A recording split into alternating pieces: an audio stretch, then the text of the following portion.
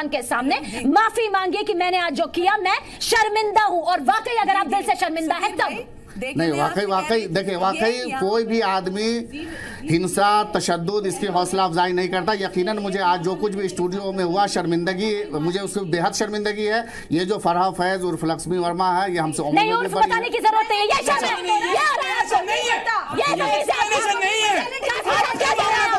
आप बताएंगे फैजी बोलो, नज़ीर पेश कीजिए। अभी भी आपको नहीं लगा गुरूर है सर, अहंकार अकड़ होता है और अकड़ मुर्दों में होता है।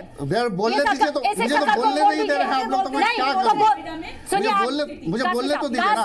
कासमी साहब क्या आप ही लफ्ज़ शब्द लिख के दे दीजिए, मैं बोल देता हूं। सुनिए आप लिख करके दे दीजिए, मैं बोल देता हूं। ठीक है, मेरी बात सिर्फ इतना सुनिए। सबसे पहले जी हिंदुस्तान के मन से आप हमारी मेहमान से माफी मांगिए। सबसे पहले मैं कह रहा हूं ना कि उन्होंने मेरे ऊपर थप्पड़ उठाया, मैंने रिएक्शन में थप्पड़ उठाया। आपकी गिरफ्तारी के लिए फिलहाल पुलिस पहुंच चुकी है।